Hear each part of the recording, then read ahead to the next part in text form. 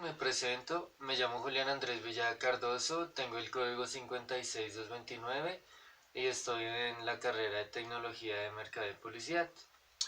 Bueno, hoy les vengo a hablar de los derechos humanos, su evolución, elementos también de los derechos humanos, qué procesos ha tenido los derechos humanos en el tiempo.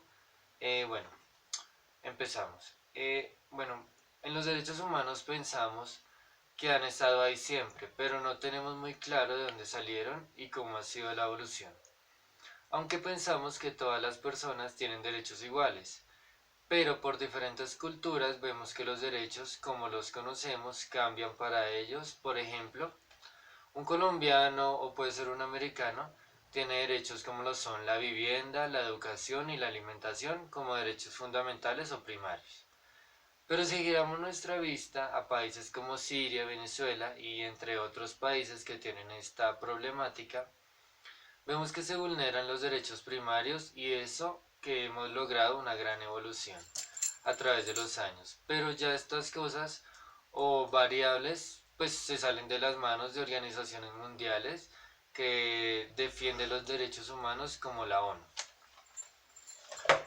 Bueno, para mirar un proceso o una evolución que han tenido los derechos humanos, podemos ver una de las primeras apariciones del término llamado derechos humanos. Lo vemos en el año 539 a.C., en donde existió y todavía existe un cilindro de Ciro, que lo podemos ver acá como era, que narra la historia de los ejércitos de Ciro el Grande, el primer rey de la Persia antigua y en donde terminan conquistando Babilonia. Las acciones de Ciro fueron liberar a los esclavos, creó la libertad del culto y religión y la igualdad racial. La Carta Magna o Gran Carta se firma en Inglaterra en el año en el año de 1215, acá la podemos ver cómo era. Este documento se basaba en proteger a los súbditos de las arbitrariedades y órdenes que pedía el rey Juan I, y establecía que el derecho de la Iglesia no fuera intervenido por el gobierno. Otro documento también importante era la Declaración de Independencia de los Estados Unidos, firmada en 1776 por Thomas Jefferson. Esta fue una declaración que pues eh, como una tendencia en ese tiempo, porque pues era algo que nunca se había hecho, y pues en donde veíamos que los derechos principales eran los derechos individuales de cada persona y el derecho de la revolución. Esto lo vemos en la Revolución Francesa también. Bueno, ahí tenemos otra parte importante, casi 100 años después de, de este hecho, por decirlo así. Y bueno, y tenemos, este hecho fue que se revolucionó y se cambió la manera en que vivía la sociedad. Esto se llamó la Revolución Francesa. Esta fue en 1864, en donde lo que estipularon fue que existiera la obligación de proveer atención médica sin alguna discriminación, sea de color o sea de rango, puede ser, al personal militar herido o enfermo.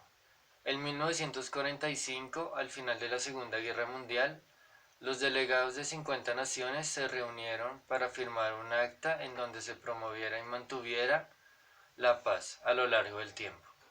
En 1948, la Comisión de Derechos Humanos de las Naciones Unidas, bajo la presidencia de Eleanor Roosevelt, se dispuso a redactar el documento que llevaba el famoso nombre de la Declaración Universal de los Derechos Humanos.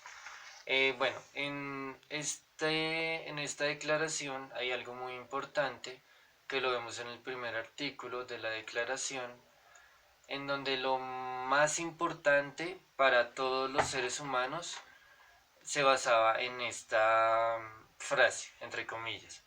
La ignorancia y el desprecio de los derechos humanos han resultado en actos de barbarie, ultrajantes para la conciencia de la humanidad, y la llegada de un mundo donde los seres humanos gocen de libertad de expresión y creencia y sean libres del miedo y la miseria, se ha proclamado como la más alta aspiración de la gente común.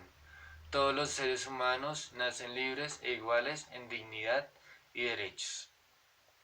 Bueno, otra parte importante que fueron pues los países que bueno, que son y que fueron en ese tiempo miembros de las Naciones Unidas, se comprometieron a trabajar y a promover y a defender los 30 artículos que componían los derechos humanos.